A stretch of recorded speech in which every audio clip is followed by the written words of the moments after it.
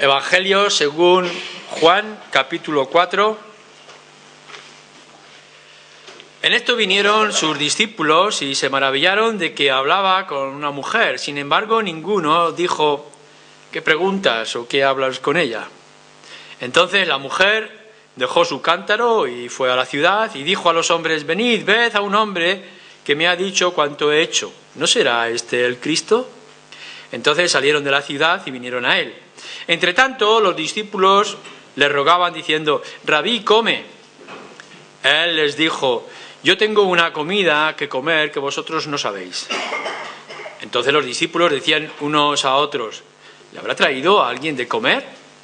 Jesús les dijo: mi comida es que haga la voluntad del que me envió y que acabe su obra. ¿No decís vosotros: aún faltan 4 meses para que llegue la siega? He aquí os digo: alzad vuestros ojos y mirad los campos, porque ya están blancos para la siega.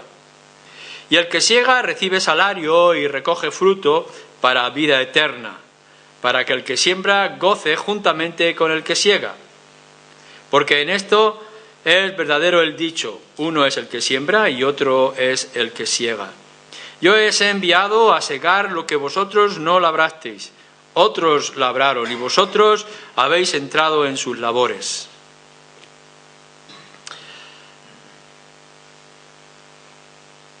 Estamos en el encuentro del Señor con la mujer samaritana y todo lo que va a implicar para nosotros.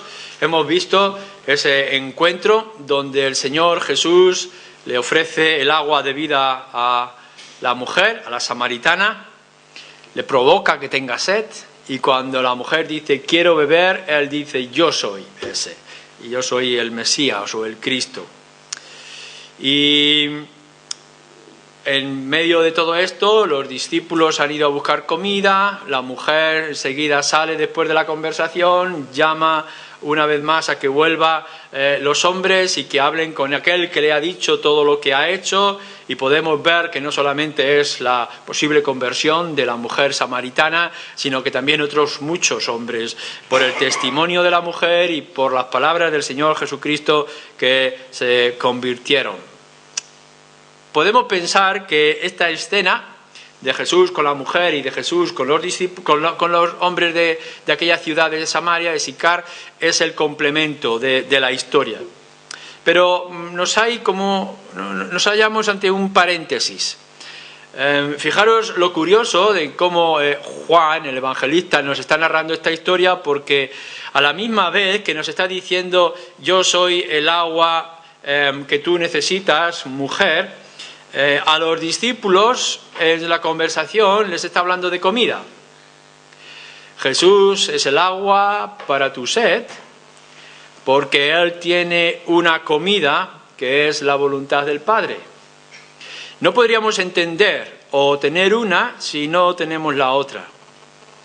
En verdad, tendremos que decir que Jesús, el Hijo de Dios, el que satisface toda sed, toda demanda, toda dificultad que vosotros podáis tener, Él es el único camino, es la respuesta, porque Él es el que está cumpliendo la voluntad del Padre. Él puede traer la tarea de salvar a hombres y mujeres. Hemos creído que tú eres el Salvador del mundo, porque Cristo ha venido a obedecer lo que el Padre le estaba demandando. Por eso no estaría la historia completa si no tuviéramos la conversación con la mujer y los samaritanos, como a la misma vez tenemos la conversación de Jesús con los discípulos. Vamos a analizar esto. La escena es muy interesante. No sé si incluso lo podríamos dibujar como una especie de montículo, donde se encuentra el pozo de Jacob, donde ha sido toda la conversación. La mujer ha salido dejando su cántaro, mientras los discípulos, que vienen de la misma ciudad, han traído comida para comer. Curioso cómo nos está haciendo la combinación. Han llegado a ese sitio, tienen necesidad de comer, van a comprar la comida, siendo Jesús quien es, el que tiene poder para alimentar a 5.000 personas. Pero bueno, los discípulos van a la ciudad a buscar comida Y mientras la mujer vuelve a la ciudad, los discípulos vuelven para tener una conversación misteriosa con el Señor Jesús, mientras la mujer está motivando a todos los hombres de la ciudad para que vuelvan otra vez a este sitio y puedan recibir más instrucción. Y nuestra historia termina, la escena termina, donde nuestro Señor Jesús va a pasar 2 días en aquella ciudad y una multitud de aquellos hombres y mujeres fueron convertidos. Y ahora sabemos por las palabras de Él que tienes palabras de vida eterna o que tú eres el Salvador del mundo. Es una historia muy complementaria la una con la otra. Pero fijémonos, por tanto, que para darse una cosa tiene que darse la otra. El Señor Jesús ha venido con una necesidad física. Tiene sed. Dame de beber, mujer. Y suponemos que igual que los discípulos tienen una necesidad aún más amplia. Tiene que descansar, está cansado. Y aún incluso tiene que comer. Pero mientras tanto, Él les dice a los discípulos, yo tengo sed, a los hombres, yo tengo agua para calmar vuestra sed. Y a la misma vez los discípulos, que están muy preocupados por su maestro, le dicen, Rabí, come. Incluso le ruegan, te hemos visto hablar, no has parado desde que hemos marchado a la ciudad, quizá unas horas, estás débil, come. Le rogaban que comiera. Y el Señor le dice, estáis preocupados por mí, estáis preocupados por la comida, yo tengo otra comida, otro pan que comer. ¿Qué quiere decir? ¿Que el Señor estaba en un éxtasis místico y que su cuerpo estaba protegido de alguna aura espiritual que no necesitaba de comer? No. Lo que está diciendo es esta oportunidad, igual que he forzado a la mujer que hablemos de cosas espirituales, ahora con los discípulos quiero seguir forzando una conversación espiritual y que es muy intensa por las palabras. Nuestro Señor Jesús siempre está buscando la vuelta en todo lo que ve y hace para traer instrucciones poderosas. La frase que vimos con la mujer samaritana, llegará el día en que adoraréis en espíritu y en verdad. Es una frase muy tremenda en un contexto de una conversación con una mujer que no estaba entendiendo absolutamente nada o gran parte de lo que se le estaba diciendo. Y ahora los discípulos vienen, toma que comer, y Jesús les dice, yo tengo otra comida que comer, y los discípulos echan las manos a la cabeza, estarían diciendo, ¿cómo es que ahora ya no tiene hambre? ¿No hemos ido a buscar comida y ahora venimos y ya no quiere comer? ¿Qué es lo que nos quiere decir? A lo mejor es que la mujer samaritana esta que le hemos visto hablar le ha traído comida y entonces ya está satisfecho. Pero no es esto lo que nos está introduciendo Juan el Evangelista en su narración. Entonces el Señor Jesús, que ya está motivando a los discípulos, les dice, lo que me alimenta realmente, lo que me sostiene, lo que da sentido a mi vida, dice el Señor Jesucristo, es 2 cosas. No es el pan físico que vosotros podáis cargar. Puedo entender vuestra preocupación de darme de comer y alimentar este cuerpo. Pero lo que realmente tiene sentido en mi vida es hacer la voluntad del Padre.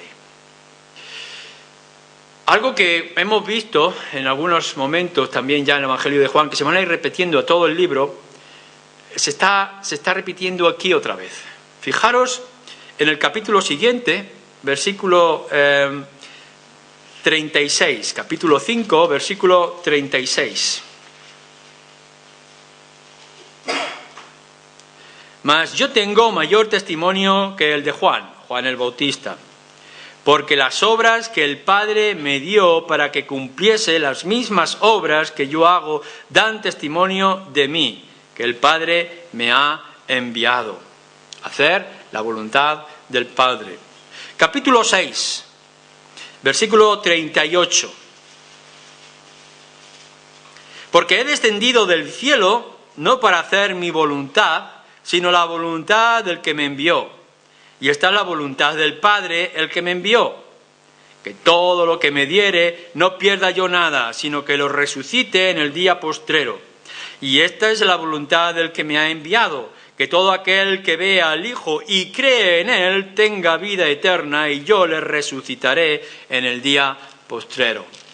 Y seguís en el capítulo 8 y más adelante podréis ver cómo se va repitiendo en el lenguaje de Juan y en la vida del Señor Jesús esta idea que tiene que estar golpeando nuestras mentes y tenía que estar golpeando la de los discípulos como lo estaba haciendo con Juan. El Señor Jesús estaba aquí y lo que daba sentido a su vida no es preocuparse por su cuerpo, sino hacer la voluntad del Padre que lo ha enviado. Y además añade que el alimento que el Señor Jesús busca, tiene y le sostiene es hacer la voluntad del Padre y hacer la obra del Padre hasta el final, acabarla. Volvemos entonces al capítulo 9. Si pasáis al capítulo 9, en este caso, por ejemplo, en el versículo 3, respondió Jesús: no es que pecó ni sus padres, sino para que las obras de Dios se manifiesten en él. Me es necesario, dice, hacer las obras del que me envió, entre tanto que el día dura. La noche viene cuando nadie puede trabajar. Entre tanto que estoy en el mundo, luz soy en el mundo. Es necesario que se haga o que haga la obra del que me envió. El Padre ya la ha empezado, yo la tengo que continuar. Capítulo 10, en el versículo 25, el versículo 32, 37, capítulo 14, etcétera, etcétera. Pero fijaros en el capítulo 11.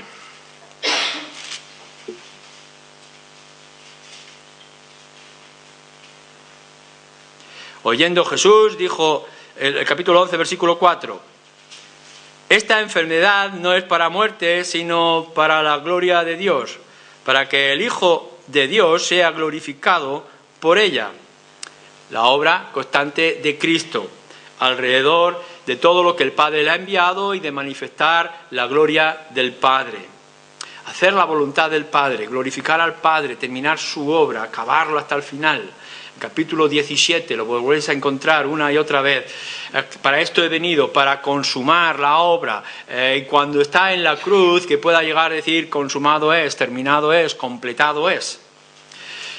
No sé si vosotros y yo podemos llegar a la conclusión extraordinaria de que, mirad, el objetivo de nuestro Señor Jesús no era vivir esta vida, no era disfrutarla. Nosotros podemos alegrarnos de poder tener pan para comer cada día, o de aquellos elementos que nos parezcan que son necesarios y que nos dicen, esto es lo que me da sentido. ¿No lo habéis escuchado alguna vez a los padres decir, mi hijo da sentido a mi vida? O mi ser querido, mi esposo, mi esposa es la que da razón de ser. Este objetivo que yo me he marcado es lo que me crea las metas y el ánimo. Me levanto cada día y cada mañana y yo tengo esta obsesión por mí. Muchas veces podemos expresar con verdad que tenemos un objetivo y que eso es lo que nos da la fuerza, la vitalidad a cada uno de nosotros. Tenemos este objeto. Si vosotros encontráis a una persona desanimada y decaída, deprimida, podréis llegar y decir, no sé por qué, no me puedo levantar, no tengo ningún objetivo en la vida, no tengo ningún sentido, no veo ninguna razón de seguir adelante. En cambio, el que está animado y puede ver sus objetivos y tiene marcado sus metas a luchar, familia, trabajo o cualquier otro objeto. El Señor Jesucristo le dice a sus discípulos que han venido esforzados con su pan desde Sicar y se lo están ofreciendo la comida al Señor Jesús, dice, yo tengo otro alimento, yo tengo otro aliento, yo tengo otro deseo. Desde el que me levanto hasta que me acuesto, hasta que se cumpla el último día, yo tengo un objetivo principal que es el que me mueve y el que me conmueve. ¿Qué es? Estarían los discípulos, ¿qué es lo que nos está diciendo? Hacer la voluntad del Padre, hacer la obra del Padre hasta acabar la obra del Padre. Vamos entonces a centrar, ¿qué es lo que ha venido a hacer en cumplimiento de la voluntad del Padre, a cumplir la obra del Padre? ¿A qué se está refiriendo? Porque no nos está dando mucha instrucción. Nuestro Señor Jesús, o al menos el Evangelio de Juan, nos lo va marcando a cierto ritmo, no a nuestro ritmo, ¿no? Sino que lo va describiendo con diferentes historias y acontecimientos. Pero para poder entender con mayor precisión lo que se nos está diciendo estos versículos, podemos ir, por ejemplo, al capítulo 17. Y en el versículo 4. Os hago que busquéis versículos porque así no os dormís. ¿De acuerdo? 17:4. Jesús está orando con los discípulos, ¿recordáis? Está en la última noche, en el último momento, antes de ser apresado. Y dice así en su oración el Señor Jesús, en la intimidad con el Padre: yo te he glorificado en la tierra. La obra del Padre, glorificar. Estas cosas ocurren para glorificar al Padre, como hemos leído antes. Yo te he glorificado en la tierra. He acabado la obra que me diste que hiciese. Y hasta el final. ¿Qué obra se refiere aquí? Por supuesto, enseguida nosotros lo podemos adivinar, porque si pasamos unos versículos más adelante, en el siguiente capítulo lo vemos, la cruz. Algo más claro lo podréis encontrar, por ejemplo, en el Evangelio de Mateo, en el capítulo 16, cuando nos dicen muy claramente: yo he venido aquí a morir, he venido a entregar mi vida. ¿Cuál es el objetivo de mi vida? ¿Cuál es el objetivo, la razón de ser de yo estar aquí? Ir a la cruz, morir. Es necesario que yo vaya a Jerusalén y que me desprecien, me maltraten y me maten, porque para esto he venido, para cumplir la voluntad del Padre. Y el Evangelio de Marcos, el Evangelio también de Lucas, nos lo repite en varias ocasiones. Cuando nuestro Señor Jesús dice: he venido a hacer la voluntad del Padre, a consumar la obra, a acabarla, ¿a qué se refiere? Principalmente se refiere a la cruz. A lo largo de toda su vida, el trabajo que tiene objetivo principal, el más glorioso, es el camino del Calvario, es el camino de la cruz. No hay otro objetivo. Podríamos llegar y decir: bueno, el Señor Jesús podría tener como objetivo sanar a la gente, convertirse en un maestro importante y famoso de la zona, de la región, quizá crear una nueva filosofía de ideas y de pensamientos, pero en realidad no.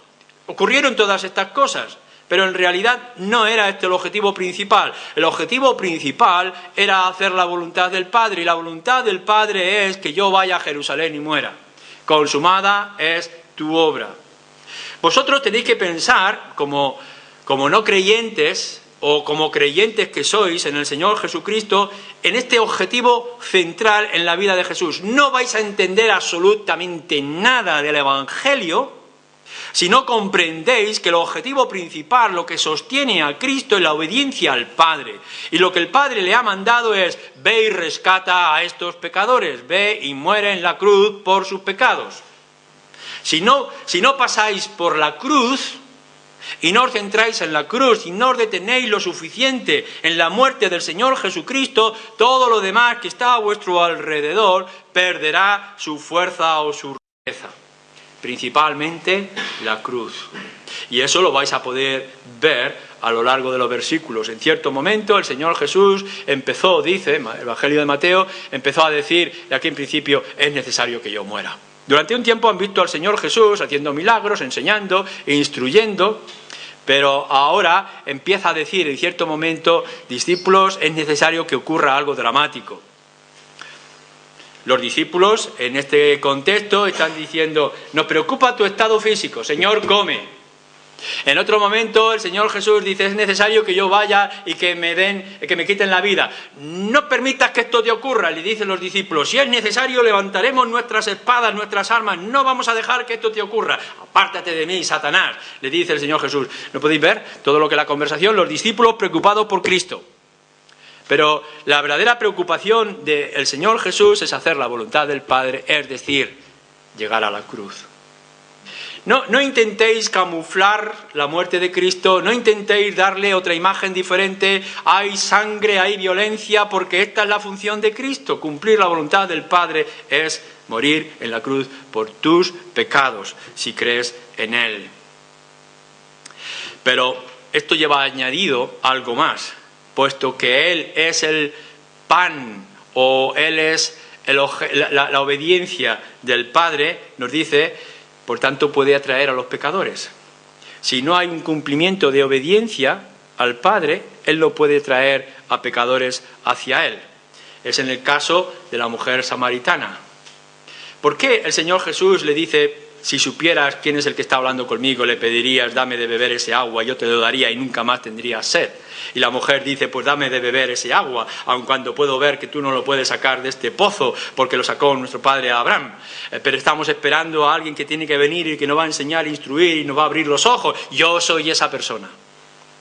Y todo ese mensaje que va a llevar a la mujer a la salvación, igual que sus compañeros, se cumple porque Cristo está cumpliendo su objetivo, que es morir en la cruz. Y por tanto, traer al pecador hacia Él, hacia Cristo. En capítulo 6, mirad el capítulo 6 y versículo 38. Porque he descendido del cielo no para hacer mi voluntad, sino la voluntad del que me envió. Y esta es la voluntad del Padre, el que me envió, que todo el que me diere no pierda yo nada, sino que lo resucite en el día postrero. Y esta es la voluntad del que me ha enviado, que todo aquel que vea al Hijo y cree en Él tenga vida eterna, y yo lo resucite en el día postrero. Fijaros lo que nos está diciendo: yo es necesario que cumpla la tarea, tengo que obedecer al Padre para que vosotros podáis creer y tenéis vida eterna. Y todos los que vengáis a mí no seáis rechazados y no os perdáis. Esta es la voluntad del Padre, que la gente pueda creer en mí, que he cumplido la tarea del Padre. Por tanto, si vosotros tenéis esperanza, si podéis venir a un Salvador, si podéis descansar en alguien como el Señor Jesucristo, no es porque es alguien que está hablando, que está intentando hacer las cosas buenas, es que Él es el cumplimiento de la voluntad del Padre. Él está haciendo su tarea. Su tarea es invitar al mundo entero: venid a mí, todos los que estáis trabajados y cargados, y yo os haré descansar. O como nos está diciendo en el mismo Evangelio de Juan: yo soy el camino, la verdad y la vida, nadie viene al Padre sino por mí. ¿Por qué? ¿Por qué Cristo se atreve a decir: yo soy el camino, yo soy la verdad y yo soy la vida? ¿Por qué Cristo se atreve a deciros a vosotros: venid a mí y descansad en mí? ¿Por qué vais a encontrar liberación? ¿Por qué vais a ser libres cuando vengáis a mí? Porque yo he hecho la voluntad del Padre. Por tanto, la mujer samaritana, como todos los samaritanos, como todos vosotros, como toda la gente a nuestro alrededor, podrá encontrar alivio para sus cargas, podrá encontrar perdón para sus pecados, podrá encontrar vida eterna, podrá alcanzar la salvación, porque Cristo está haciendo la voluntad del Padre, que es morir en la cruz y invitar a los pecadores a que vengan hacia Él. Venid a Él, porque no hay otra alternativa, porque no hay nadie más ofrecido de parte de Dios el Padre sino solamente en Él. No podréis, por tanto, comprender lo que le ocurre a la mujer samaritana y los samaritanos si no podemos entender la obra de Cristo en obediencia al Padre. Nuestro objetivo es el camino que Él ha establecido de vuelta. He descendido del cielo para que ahora los pecadores puedan ascender al cielo. He cumplido en obediencia y he venido a hacer la voluntad del Padre para que vosotros, en obediencia al Padre, por mí podáis encontrar la vida eterna. No podréis encontrar salvación por vuestros méritos, ni por vuestros esfuerzos, ni por vuestro intelecto, ni por vuestras ofrendas. Solamente podréis encontrar la salvación si os rendís completamente a aquel que ha satisfecho por completo y totalmente al Padre en sus demandas en la cruz. Pero todo esto que tiene de implicaciones para los discípulos, porque si volvemos otra vez al capítulo 4 podemos encontrar palabras misteriosas que se están encerrando allí. Versículo 35. ¿No decís vosotros aún faltan 4 meses para que llegue la siega? He leído algunos comentaristas y están discutiendo siempre a qué se refiere de la fecha del año. Si estaba ya en cierta época que era justo cuando ocurría la siega, o se refiere de alguna manera simbólica a alguna de las fiestas que estaban preparándose, o simplemente representativo de cualquier momento o circunstancia. No nos importa. No nos importa literalmente en qué fecha del año fueron dichas estas palabras, pero lo que sí sabemos es que conforme va ocurriendo la cosecha y vamos viendo la semilla y cómo se va pasando el tiempo en el campo, podemos decir ya está pronto la hora de la cosecha. Si os fijáis en los almendros, estamos un poco despistados porque estamos todavía en enero y algunos almendros ya están echando la flor, pero no les corresponde. Es que el cambio del tiempo ha cambiado, no nos importa. Lo que sí sabemos es que si el almendro está echando flor, cuando pase cierto tiempo ya estarán las almendras, si es que no viene el hielo después, y las podemos recoger. Y el Señor Jesús dice, podéis ver las circunstancias, podéis entender el cielo y podéis entender los arreboles, los cambios en el clima, etcétera, etcétera. Y podéis decir, entonces cuando viene la hora de recoger el fruto. He aquí os digo, dice el Señor. Alzad vuestros ojos, mirad, Es decir, entender, comprender. No estoy hablando de cosas materiales, les dice a los discípulos, pero tenéis que mirar y observar lo que está ocurriendo a vuestro alrededor. Mirar los campos porque ya están blancos para la siega. El terreno ya ha sido preparado, todo está ocurriendo como debe de ocurrir. Yo he venido a hacer la voluntad del Padre y hemos dicho que la voluntad del Padre me va a llevar a la cruz para redimir a los pecadores. Mirar cómo todo está ocurriendo, los acontecimientos ya se están cumpliendo, profecías, mensajes, etcétera. Y el que siega recibe salario y recoge fruto para vida eterna, para que el que siembra, Señor Jesús extendiendo el Evangelio, introduciendo el reino de los cielos en medio de toda aquella generación, para que el que siembra goce juntamente con el que siega, es decir, el que va a recoger el fruto. Porque en esto es verdadero el dicho, uno es el que siembra y otro es el que siega, cada uno tiene su parte y su responsabilidad. Yo, versículo 38, os he enviado a segar lo que vosotros no labrasteis, otros labraron. Y vosotros habéis entrado en sus labores. Palabras misteriosas, tienen que ver con el clima, la cosecha, podrían ver quizá los campos que estaban preparados ya, que ya le quedaban 4 meses para recoger la siega, o se estaba cumpliendo quizá ciertas fechas en la mente y en la cabeza de los discípulos, pero el Señor que está utilizando esta imagen no está hablando de aquellas cosas. Como la mujer que estaba pensando en el agua que había que sacar del pozo sin cubo porque estaba muy profunda, el Señor no estaba hablando del agua de ese pozo, estaba hablando de otras cosas espirituales. Pero ¿qué es lo que está implicando a los discípulos? En primer lugar, que nuestro Señor Jesús, en el momento que está hablando y los meses que le quedan por delante, ya está terminando su obra. La cosecha ya está lista, ya ha hecho lo que a Él le corresponde. Es decir, no hay nada más que añadir, no hay nada más que sembrar, o no hay nada más que trabajar. Solo resta segar y recoger la cosecha. Esta es la parte de nuestro Señor Jesús. Ya estoy aquí, el reino de los cielos se ha introducido, estoy hablando a la gente para que venga a mí, porque yo soy la respuesta, yo soy la solución, el Padre me ha enviado para esto, tengo que caminar todavía, tengo que llegar al objetivo, mi objetivo es la cruz, dar mi vida por pecadores, yo no soy ninguna manera pecador, pero voy a dar mi vida por los pecadores y la gente podrá venir a mí. Yo soy el que estoy haciendo la obra, yo soy el que ha sembrado, yo soy la esperanza de Israel, yo soy la esperanza de las naciones. No hay nada más que añadir. No hay ningún otro objetivo. Podríamos decir, el trabajo todavía no se ha completado. El trabajo está completo. La obra ya está extendida. Los campos ya están blancos. Yo soy la única esperanza. Yo soy el que lo ha introducido. Nuestro Señor Jesús lo va a enfatizar una y otra vez a lo largo del Evangelio y de toda la Escritura. Él es el único. Él es el que lo ha hecho. Él el que lo va a consumar. ¿Pero qué implica para nosotros los creyentes? Está hablando a los creyentes ahora, apartados, en el pozo. ¿Cuál es la parte de los creyentes, de los discípulos? Entrar en la obra del Padre, en los labrados y recoger la cosecha. Vamos otra vez al Evangelio de Juan, al capítulo 20.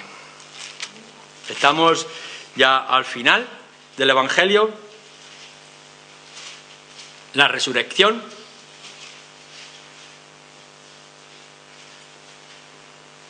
Capítulo 20, versículo 21. Entonces Jesús les dijo otra vez, los discípulos reunidos, paz a vosotros. Como me envió el Padre, así también yo os envío. Y habiendo dicho esto, sopló y les dijo, recibid el Espíritu Santo. A quienes remitiereis los pecados, les son remitidos, y a quienes se los retuviereis, les son retenidos. Como me envió el Padre a mí a hacer la obra de la cruz, ahora yo os envío a vosotros. Por supuesto, no es que vosotros también tengáis que morir en la cruz, aun cuando en algún lugar dice, si han despreciado al Maestro, también despreciarán a los siervos, a los discípulos. No penséis que nuestra vida va a ser fácil haciendo la tarea de Cristo. Si Él lo ha pasado mal, nosotros también lo pasaremos mal. Pero lo que nos está diciendo es, fijaros bien, yo he hecho el trabajo, y ahora vosotros tenéis que continuar el trabajo. Nosotros, los discípulos, los creyentes, no salvamos a nadie. No tenemos poder para salvar a nadie. La obra de salvación está provista y terminada, completada en el Señor Jesucristo. Él es el agua de vida. porque Él es el que ha venido desde el cielo a cumplir la obra del Padre. Pero nosotros llevamos la salvación de Cristo. Proclamamos a Cristo, proclamamos el Evangelio. Por eso es que nosotros tenemos la capacidad de retener o no los pecados. No porque nosotros tengamos el poder de sustituir a Cristo, sino de que tenemos el privilegio de repartir a Cristo, de enviar a Cristo, de anunciar a Cristo. Hemos entrado en sus labores. La gran tarea no es producir salvación en este mundo, no es que vosotros trabajéis y que nosotros trabajemos. El Evangelio, el plan de Dios, la salvación, no depende de ninguno de nosotros. Aunque no estuvierais, el Señor va a cumplir su plan. Pero nosotros hemos podido entrar en sus labores y recoger la cosecha.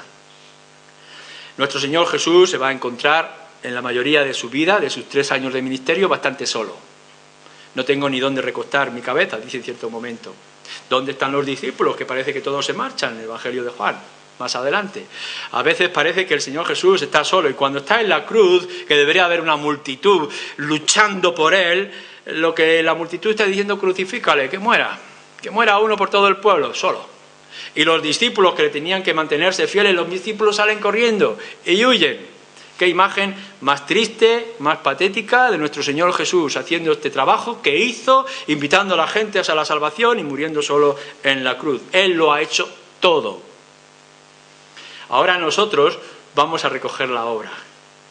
Y de pronto, de manera sorprendente, vamos y anunciamos el Evangelio de nuestro Señor Jesús y le decimos al pecador: tus pecados son graves. No creas que tus pecados van a pasar desapercibidos. Todo lo que tienes en tu mente y todo lo que tienes en tu corazón es leído de manera clara por nuestro Dios. Y el Señor juzga cada pecado con violencia, con ira. No pienses que el Señor es ciego para tus maldades, para tu hipocresía.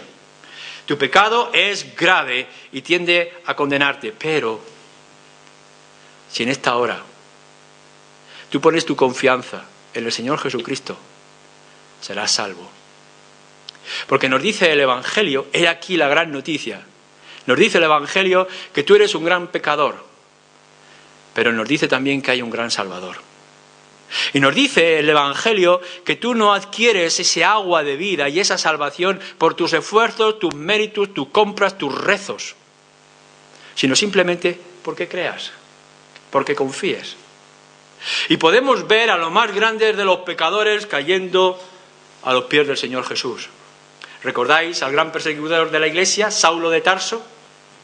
Y rendido a los pies de Cristo. Y podéis ver a una persona como yo cayendo a los pies de Cristo. Y podéis ver a una gran multitud a lo largo de toda la tierra y de todas las generaciones. ¿Qué es lo que pasa aquí? He aquí el gran fruto. Hombres y mujeres de todas las naciones, de todas las clases, de toda la historia, viniendo a aquel hombre. ¿Por qué? Porque se está cumpliendo el plan. Hemos entrado en las labores. Nuestra tarea no es salvar, pero sí poder decir: hay un Salvador. Y todo aquel que quiera encontrar perdón en sus pecados lo encuentra en nuestro mensaje: ven a Cristo y serás salvo. Esta es la gran noticia. Esto es lo que le está diciendo a los discípulos. ¿No veis ya la cosecha? Yo he hecho el trabajo. Los campos ya están preparados, ya están blancos. Yo estoy haciendo la voluntad del Padre. Y quiero que ahora vosotros vengáis y entréis en las labores y cojáis la cosecha. ¿Y esto qué es lo que ocurre? Nos dice: esto traerá fruto y traerá gozo. En primer lugar, un fruto personal. El gozo de poder ver que nuestras vidas tienen sentido. Mirad, lo decíamos esta mañana y lo tendremos que repetir hoy, lo seguiremos repitiendo muchas veces. Búscate un objetivo principal en tu vida y pensarás que, bueno, eso es lo que te va a motivar. Quizá un buen trabajo en el futuro. Estás estudiando, si eres joven, tu carrera para poder conseguir una posición social admirable y envidiada. Quizá tu objetivo es el matrimonio, tener un esposo y una esposa, un hogar con calor, unos hijos, el poder ver que tus hijos van creciendo y que forman familia. Todo esto es pasajero.